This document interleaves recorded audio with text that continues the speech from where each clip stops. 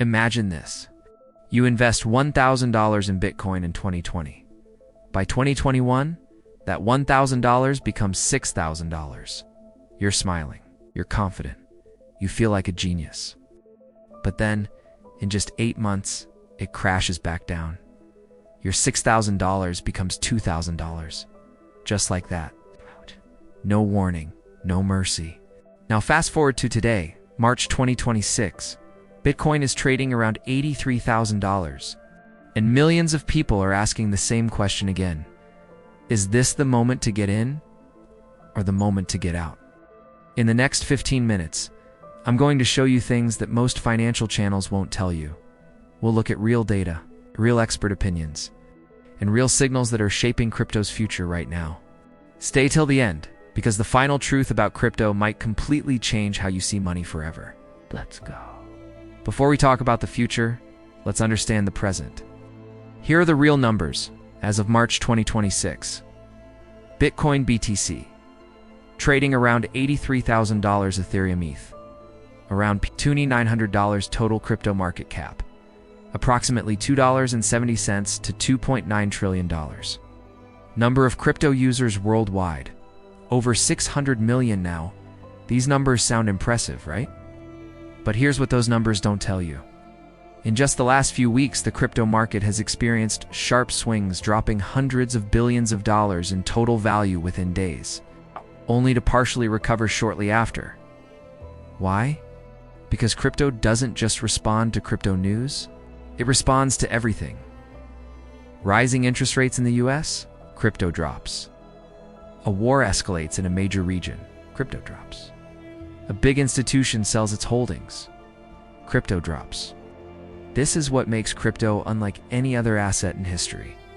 It is connected to global fear, global greed, and global uncertainty, all at the same time. And right now, in March 2026, all three of those forces are active, which means the next few months could be absolutely critical for every single crypto investor on the planet. Let me be honest with you. There are serious warning signs in the market right now. If you're investing in crypto or thinking about it, you need to know these. Signal number 1, the Fear and Greed Index is in the danger zone. The Crypto Fear and Greed Index is one of the most important tools in crypto. It measures whether the market is driven by fear or greed on a scale of 0 to 100. 0 equals extreme fear. People are panicking and selling. 100 equals extreme greed.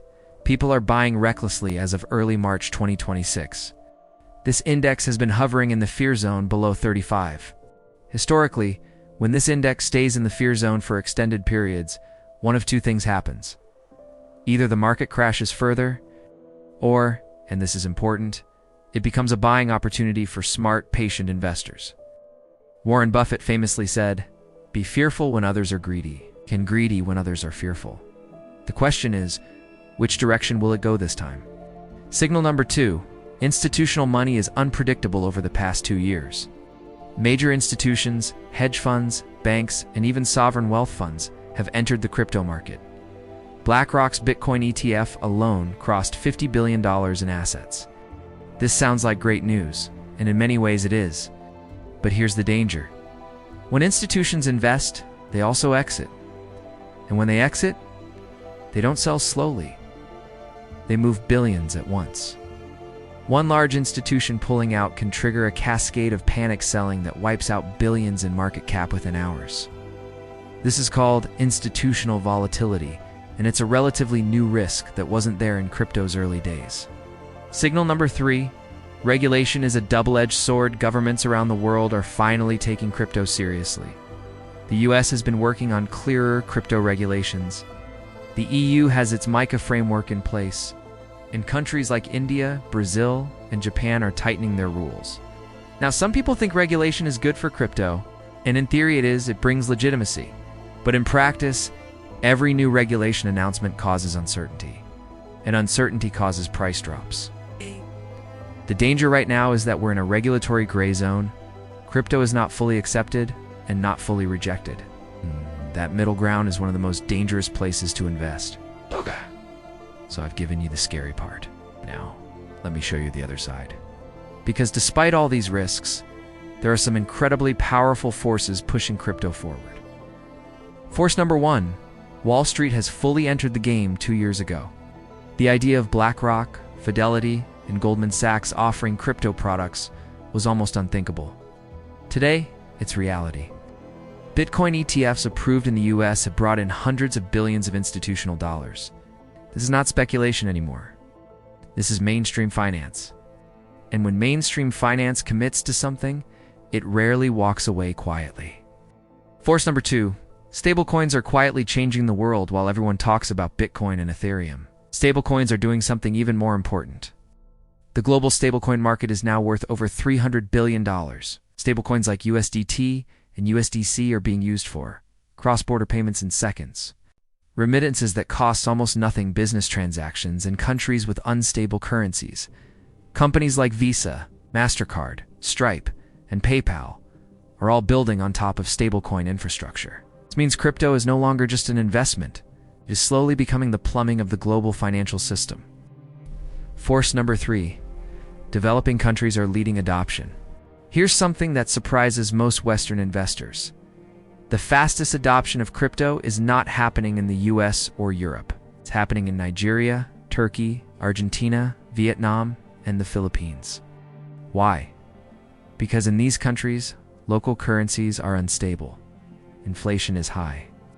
Banking access is limited. Crypto, especially stablecoins, gives ordinary people a way to protect their money that their own governments cannot offer. This is real-world utility. And real-world utility is what separates lasting technology from temporary bubbles. Force number 4, Bitcoin's supply is mathematically shrinking. This is one of the most misunderstood facts about Bitcoin. There will only ever be 21 million Bitcoins in existence. As of today, over 19.8 million have already been mined. That means less than 1.2 million Bitcoin are left to be mined ever. And on top of that, the Bitcoin halving cycle has reduced the rate at which new Bitcoin enters circulation. Basic economics. When supply shrinks and demand stays the same or grows, prices tend to go up. This doesn't guarantee a price increase. No.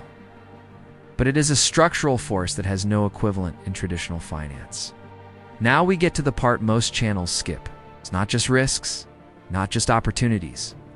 The specific, measurable signals you should be watching right now to understand where crypto is heading. Signal number 1, the US dollar index DXY. This might seem strange. Why would the dollar affect crypto? Because Bitcoin is often called digital gold. When the US dollar weakens, investors look for alternatives. Gold goes up. And increasingly, Bitcoin goes up too. Right now, the DXY is showing signs of instability due to US debt concerns and Federal Reserve policy uncertainty. If the dollar weakens significantly in 2026, Bitcoin could benefit massively. Watch the DXY. It might be the most important indicator for crypto that nobody is talking about. Signal number 2, ETF flow data. Every day, you can check how much money is flowing into or out of Bitcoin and Ethereum ETFs. When institutions are buying, inflows are high, price tends to rise. When they're selling, outflows spike, price tends to fall. This data is public. It's updated daily. It gives you a real-time window into what the world's biggest money managers are actually doing, not what they're saying. If ETF inflows stay consistently positive through Q2 2026, that is a very strong bullish signal. Signal number 3, global inflation and interest rate decisions. The US Federal Reserve is expected to make key interest rate decisions in the coming months. If rates are cut, money becomes cheaper. Investors take on more risk. Crypto usually goes up. If rates stay high or rise, money is expensive. Investors move to safer assets. Crypto usually goes down. Watch every Fed announcement like it's a crypto event. Because in 2026, it basically is. Here's a truth that nobody wants to hear. Most people who invest in crypto lose money. Not because crypto is bad, but because of how they invest. Let me show you the 3 most common mistakes. Mistake number 1, FOMO. Buying FOMO means fear of missing out. When Bitcoin jumps 20% in a week, millions of people suddenly want to buy. They see others getting rich. They panic. They buy at the top. And then they watch the price fall 30%. The people who win in crypto are the ones who buy when it's boring and quiet, not when everyone is excited. Mistake number 2, no risk management. Many retail investors put their savings into crypto. This is financially dangerous. Most serious investors follow a simple rule: never invest more in crypto than you can afford to lose completely. For most people, that means crypto should be 5 to 15% of their total portfolio, not 100%. Mistake number 3, ignoring time horizon. Crypto is not a get-rich-quick scheme. But over a 5 to 10-year horizon, Bitcoin has been the best performing asset class in history, despite all its crashes. The people who bought Bitcoin in 2015 and held through every crash are now sitting on life-changing returns. Patience, risk management, emotional control. These are not exciting strategies, but they are the strategies that actually work. So after everything we've looked at today, is crypto a bubble or a gold mine? Here's the most honest answer I can give you. Crypto is both, at the same time, depending on when you look at it. In the short term, yes, it is speculative. It is volatile. It can lose 50% of its value in weeks. For traders, this is either opportunity or disaster. In the medium term, the next 2 to 3 years, it is deeply uncertain. Regulation, institutional behavior, and macro conditions will decide everything. But in the long term, across 10 to 20 years, the evidence increasingly suggests that blockchain technology and digital assets are not going away. They are becoming part of the global financial infrastructure. The question is not really crypto or no crypto. The question is, how much, when, and with how much of your money? That is the question every serious investor needs to answer for themselves. Now you've seen the full picture, the risks, the opportunities, the signals, the psychology. But this is just the beginning. Because in our next video, we're going to tackle the question everyone is asking right now. Can Bitcoin realistically reach $200,000 by 2027? We'll look at the on-chain data, the halving math, and what Wall Street's private models are actually predicting. And the answer is more complicated and more exciting than you think. If you want to be financially prepared for the future of money, subscribe to this channel right now. Hit the notification bell so you never miss an update. And if this video gave you value, share it with one person who needs to understand crypto before it's too late. I'll see you in the next one.